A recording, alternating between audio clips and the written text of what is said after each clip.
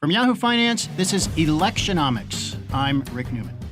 And I'm Alexis Christoforous. Welcome, everyone, to the Electionomics podcast. We here at Yahoo Finance are all broadcasting from our respective homes as we do our part to social distance and to try to flatten that curve. So thank you all for being with us. I am here with my partner in crime, Rick Newman. And this week, Rick, we are going to talk about how COVID-19 is having an impact on the 2020 election. And we're not talking much about the election. It seems like Joe Biden, the presumptive Democratic nominee, has gone into hiding. But we want to talk about how this virus could impact President Trump's chances of being reelected. And I guess the latest, Rick, is that Trump is saying we could reopen the economy in less than a month. He's looking at Easter now. Just first off, what are your thoughts?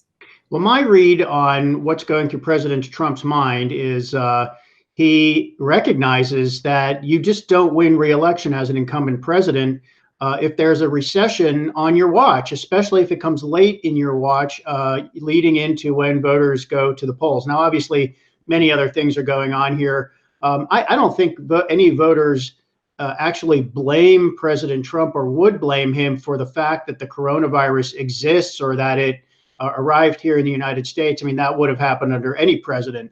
But there are some major questions about Trump's handling of it and about the federal government's response to the virus and the effect it's now having on basically the entire U.S. economy. So just to frame this conversation, Alexis, I just want to look up some. So I'm looking into my webcam here and my computer's over here. So I'm going to look over to this study that Larry Sabato, the political scientist at the University of Virginia, put up on his political site, which is called Sabato's Crystal Ball. Anybody can look this up. This is some analysis by Alan Abramowitz, a political scientist. So Alan Abramowitz has done some good analysis on a president's re-election odds given two things, his or her approval rating, but it's always been his. So approval rating and change in GDP in the second quarter of the election year. So just to give you a sense of where this seems to sit for President Trump right now, President Trump's approval rating is about a -10. That's what it has been for most of his presidency. And we are now hearing projections that GDP growth could hit -3, 4, or 5% on a year-over-year basis in the second quarter. So if we were to have negative GDP growth of 3%, so negative 3% GDP growth, Trump would only get 184 electoral votes. If GDP falls to -4% year over year, Trump's electoral vote total would fall to 164. And if it's -5% in GDP, Trump only gets 144 electoral votes. It takes 270 electoral votes to win.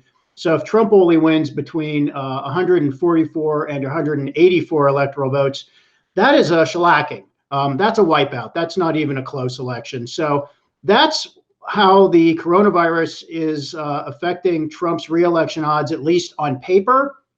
Now, there are some people who think, maybe the country will rally behind President Trump and sort of view him the way you might view a wartime president, when the nation would get attacked, such as George W. Bush after the 9/11 terrorist attacks. We had Anthony Scaramucci, the former Trump advisor, on our air recently on Yahoo Finance saying Trump could win. Scaramucci has been one of these sort of guys who backed Trump and then completely flipped and said he's terrible, he's going to get creamed in November. But now with these developments, Scaramucci is saying, maybe he could win. We have no idea whether voters will rally behind Trump as if he's a wartime president. I do know that as of now, which is about 10 days after this whole thing really started to get bad, there's basically been no change in Trump's approval rating. I expect that to change one way or the other because, this is just such a profound event. Maybe people just don't know what to make of it, but I think as more polls change, that will change for Trump. So Trump knows he's got to get something going here. He's got to get the economy started again. He's got to do something about the millions of jobs we're going to lose. Obviously, he pays a lot of close attention to the stock market, which I know you've been talking about every day, breathlessly, Alexis. So that is Trump's problem, and it's a big one. Now, I want to get back to his approval rating. You said it's at minus 10%? That's his net approval rating. So when you say the portion who approve minus the portion who disapprove. So his let's say his net approval, I think the last time I looked at 538 was around 44% net approval, and maybe disapproval was 52%. I mean, so that's 8%. His net approval then would be -8. So he's in that range. He's been in that range of around -8, -10. I mean, he has had a negative approval rating his whole presidency. What about this concept of President Trump as a wartime president? I believe he said it himself during one of the numerous press conferences he's been having with the media. He likened the virus to war, and he was saying that he was a wartime president. What could he be doing, Rick, that he's not doing with the executive power he has to try and fight this enemy?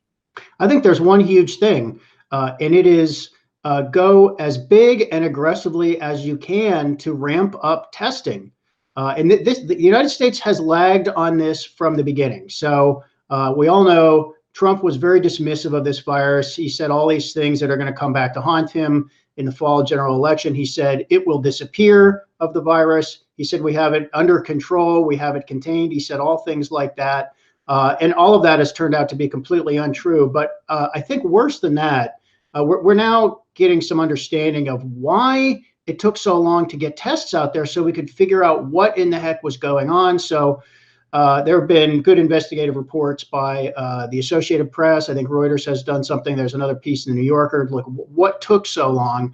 And they were just stumbling and bumbling all along the way. So the CDC had problems. There were mistakes in the test kits they sent out, and they had to redo some of those original tests. At the same time, there was no impetus from the White House. Nobody from the White House really banging on heads. And this should have been happening in January, saying, hey, we really need to get on this. This is sort of a 5-alarm fire. We need to be throwing everything at this because look what's happening in China. Now, Trump has said things like nobody could have known what would happen. That is not true. And the record clearly shows there were public health experts publishing op-eds in all the leading newspapers saying, this is a bigger problem than anybody is acknowledging right now. Here are the things we need to do. Ron Klain, who was the Ebola czar under President Obama, published something like that in the Washington Post in the middle of January, saying we're not doing nearly enough. And now President Trump is saying, well, no one knew that it was going to be like this. That's not true. So in a sense, if he wants to sort of go with that wartime president analogy, well, the wartime president let his guard down and allowed an attack to take place, or did not respond as aggressively to an attack as he should have. So to go back to your original question, the thing we must be doing now is testing as many people as possible. I mean, the ideal outcome here would be to have enough tests for multiple tests of the entire U.S. population. Yes, 1 billion tests. And the idea is if you can test everybody, then you can figure out these people are fine. They had the test, they're fine. So they're free to move around. Now we know who can go around or go back to work or go shopping or do whatever. And we also know that these other people here are not okay. And by the way, medical experts are saying that the actual infection rate is probably 10 times higher than the reported infection rate. So we've got tons of people in the country who are infected and don't know it, and they're walking around and infecting other people. The infection rate for coronavirus is much higher than it is for the flu, and the virus itself is considerably more dangerous than the flu. So that's why we're having these I will get this right. I guess I want to say existential, but what I mean to say is exponential. We're having these exponential increases in numbers here in New York and other places, and that's going to be showing up in more and more places. So part of the issue is if you're not showing symptoms, you could be out and about and still spreading it. Now, the president could say he wants the economy to get back up and running by Easter time, but that doesn't mean that state by state, those governors are going to do that. If they're seeing what's happening on the ground within their own state, with their own healthcare workers on the front line, realizing that their hospitals are already maxed out. I mean, we keep hearing here in New York State Governor Cuomo talking about it. I actually have a sister who's an emergency room nurse, and she's telling me her hospital is just spread so thin. They have hospital beds up and down the hallways for people who are ill. She's saying they don't have the masks and other equipment they need to do their work, and she's afraid to go into work. I mean, if those are the conditions, and I'm hoping they're not, 3-4 weeks out, regardless of what President Trump says, these governors are not going to get back to business as usual, right? Well, and Governor Cuomo here in New York is actually saying it's going to get considerably worse here in New York. So he's saying, if assuming we consider to do the things we're doing now, we're going to see the peak of this in 30 or 45 days. That's my understanding. And look, that would come after what President Trump is now saying. Let's start reopening things around Easter, which is April 12. You know, the president cannot order local economies to reopen. That is up to mayors and governors. And, you know, people who don't have this in their community yet, I can understand why they don't appreciate the scale of the problem. But any mayor, I think, if the people who run your healthcare system are telling you they are about to get swamped with more sick people than they can treat, and some of those are going to be fatal cases, and they are going to be having to let patients die that they might otherwise be able to save if they had the capacity. I don't think any governor faced with that choice, and knowing that he or she would have to explain the consequences when they happen, would say, I don't care. Let's just leave all the businesses open. I'm not going to shut down bars and restaurants and barbershops and nail salons. We're just going to tolerate this public health emergency. I mean, so for President Trump to say he's going to reopen businesses, if he actually, he probably will not actually do that. I think I get he feels like he wants to do that, but I don't see how he can, because I mean, I just can't imagine any governor or mayor doing that and imposing that kind of a burden on the local healthcare system. And I guess one last thing I'll say on this, Alexis, is, I've been hearing, so as I've been writing about this, I have been hearing from people who live in flyover country. And I say that's a term of affection to me. I'm from Pittsburgh, which is flyover country. I grew up there and I still have family there. They kind of consider this an urban or a coastal thing, and that maybe, it's like a Sodom and Gomorrah phenomenon and it's never going to come to them. It is going to hit rural communities. That's what all the epidemiologists are saying. And the problem could even be more acute there, because a lot of rural communities have very limited hospital access. Some of them don't have any intensive care units. And Governor Cuomo here in New York did say recently, he said, what we've got going on in here, this is coming to your community wherever you live in America. Look at us as the example of what's about to happen to you.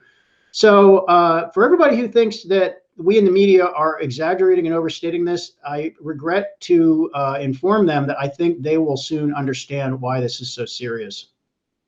I think that's an excellent point. And a couple of people that I know, they were not attacking when they said this, but they did say, look, I know you're in the media, and I think the media is just blowing this up. We would like nothing more than to be able to report better news about this. But, I'd like to think we are the conduits of a number of facts for people. And we hope that people listen to what we're telling them, because the only way to get a handle on this is indeed if each and every one of us practices social distancing. Just because what's scary about this is we just don't know who has the virus and who doesn't. Again, coming back to that asymptomatic point. I just want to keep reminding people, that's why it is so important to get testing, massive testing capacity. And if we ever have to overdo it on something, just overdo it. There is you have to think about the private sector. So we have a lot of companies now are trying to ramp up production, not just of tests, but of ventilators and masks and other things, the personal protective equipment, the PPE that healthcare workers need. But, they're even now, I think, rightfully reluctant to start mass producing stuff that is going to be needed. They don't know how long. They don't know how long it's going to be needed. So, in some parts of the supply chain here, they could start mass producing stuff and end up stuck with a lot of stuff that they're just going to take a loss on. So that is where the government needs to step in. That is actually the job of government, which is to to help companies bear the risk or to take some of that risk off the companies when it's in the public interest and it's a national priority. And Trump just has not done this yet. I mean, he has talked about activating this DPA, the Defense Productive Act, but he has not really used it to do much of anything so far. And I just think he's way behind on this. And we don't want to over politicize this, but this is going to become just a huge political issue in the fall, and voters are going to decide. Trump faced a crisis. Did he handle it well, or did he fail? Yeah, and a number of governors, albeit a lot of them are Democratic governors, but still, like the Connecticut governor, Lamont, telling Trump, I think you should just shut down the whole country for a little while so we can wrap our heads around this. And then, of course, Cuomo here in New York, the governor here, asking Trump to go ahead and invoke those powers and to put American companies at work to produce the products that we so desperately need. I want to, though, talk about Biden, Joe Biden. I mean, what happened? It's like he just went into hiding. I mean, we know, at least as of the recording of this podcast, Bernie Sanders has not yet dropped out of the race. What's the latest there? Joe Biden is still alive and well, as far as we know. He has started making some TV appearances via. I saw one thing he did on TV. They said it was via satellite, but to me, it looked like it was just via a webcam, like I'm talking into right now. So Joe Biden, so clearly they're not doing any campaign events. And had we had normal voting, I think you're getting to the point that Bernie Sanders would probably be gone sooner if we had actual voting going on still. But a lot of those states have postponed their elections. So that, in a way, that's a reprieve for Bernie Sanders. He's way behind. He's going to lose, barring something unforeseen. But now there are no additional votes for a while, so he's going to stay in. And he and Biden have both been sort of having their say about this. I don't think the media is paying it a lot of attention, and I think that's appropriate. Joe Biden's not the president, so there will come a time when he can present an alternative vision for what he thinks needs to be done. But it's this delicate problem. So Joe Biden has been taking some shots at President Trump when he talks about this. He has outlined he has a plan. He does have a coronavirus response plan. Again, he's not the president, and he's not in any position to enact that plan. So what's the point? But there is a this is politics, and it's not gonna become genteel just because of this virus. So Biden's going to bide his time. I think we will certainly be hearing a lot from him in this regard once he is the actual nominee, assuming he is. And I'm sure this is going to be an ugly battle come the fall. One would hope that by the time the general election really heats up in September and October of later this year, one would hope that we have made some progress on this, and so that Biden is not really going after a sitting president as he is having to make life and death decisions every day. But that it could be in that position. And frankly, I will say, if this crisis is still that bad by September and October, I think Trump is toast. Oh, for sure. And that leads me to my next question. Is there time? So all of this is so time sensitive, right? But is there time for Trump to turn things around for himself and have the American people view him in a more favorable light? Is there still time for him to do that in this pandemic? I guess there is. We're about 7 months away from November right now. I don't have a good feel for that, honestly. It's been my best guess, and this is not wishful thinking. This is what I think is actually going to happen based on the analysis I see. We talked about this at the beginning of the year. I do think Trump is likely to lose in November. And I think that's for several reasons we've outlined before coronavirus ever popped up. I think Mike Bloomberg's money is going to make a big difference. And Barack Obama has been on the sidelines totally silent. I think once Barack Obama gets involved, which I assume he will, I think that's really going to help drive up Democratic vote. But will we even have an election on the scheduled day? We probably will, but who knows? I think you have to ask yourself, what prominent people, a lot of well-known celebrities have gotten this disease. What if some of them start to die? How will that affect popular opinion? Since this is more dangerous to older people than to younger people, and it is, everybody who knows about pandemics is saying this is going to get way worse before it gets better. I'm just wondering, what is that going to look like? And will voters let Trump off the hook for that when he could have been on this at least a month sooner than he actually was, and arguably almost 2 months sooner? I mean, do you feel like the stock market will be in better shape than it is right now by election day? Well, boy, I hope so. I mean, as of this podcast, we've got the Dow off nearly 37% in just a month's time. I mean, how low are we going to go? I guess we still might test that. But all the experts I'm talking to say it's great, all the monetary and hopefully fiscal stimulus that's coming. But at the end of the day, if the headlines about the virus don't get better, if we don't start to see things moving in the right direction regarding the actual pandemic and the health of Americans, they don't see how the market can actually start to turn around to build a sustainable rally. I mean, we haven't had back-to-back rallies on Wall Street in more than 6 weeks right now. And all the experts I'm talking to say, if you want just a glimmer of hope that you've hit bottom, you need to start seeing 2 or more consecutive up days for the stock market. But, I'd also hope that our medical professionals who are advising President Trump are talking about an exit strategy. How do we exit out of a lockdown? Because it's not just going to be a V-shaped recovery as a lot of people had hoped in the beginning. I think it's becoming more and more clear that this can become a U-shaped recovery for this market, meaning a much slower, gradual move to the upside. And I'm wondering, and at least I'm hoping, that there are plans for how we're going to vote come November. I mean, November's a long time away, but even when this economy gets back up and running, Rick, I don't know about you, I don't feel like running out and being with a bunch of people. And I don't feel like being in a line waiting to vote. So I'm hoping that I mean, I know you and I are trying to do the podcast again in the same room. I know that. Oh, well, I'll get into a room with you. That's not a problem. But I mean, when I have to go with a bunch of people, I don't know if I want to do that. So I'm hoping that, our leaders are thinking about this and planning for a strategy out of this lockdown mode for a lot of states. And also, how are we going to vote? Well, I think I actually think we need to dispense with the idea of an exit strategy, because I think this is going to be one of those things that you just muddle through, and you never know when you have actually won until maybe it's in the past at some point, and it's not going to be a decisive victory. I mean, the virus is not going to raise a white flag and say, I surrender.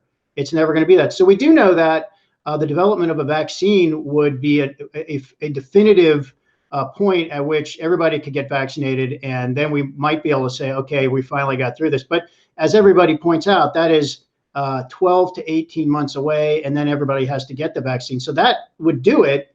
But what happens in the meantime?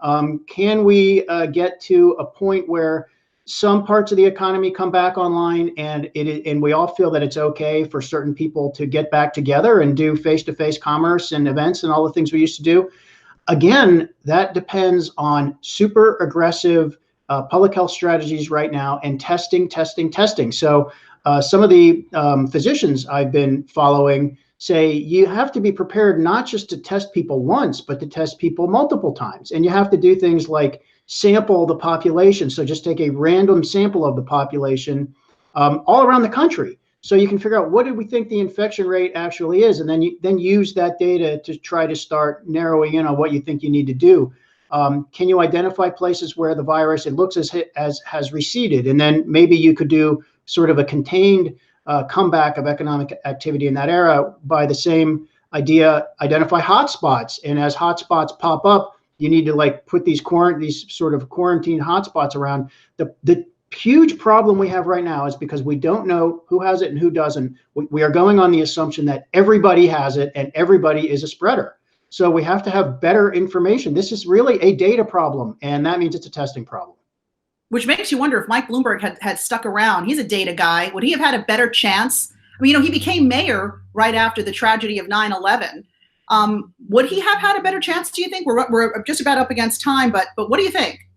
I am not seeing anybody showing real leadership in terms of mobilizing all the resources from public sector, private sector, military, anything else that's out there. Mobilize all of those resources into one giant national effort to get testing everywhere. It's happening. It is happening everywhere, but it's happening, a little bit here. New York is trying to do its thing. Illinois is trying to do its thing. Who's running this show?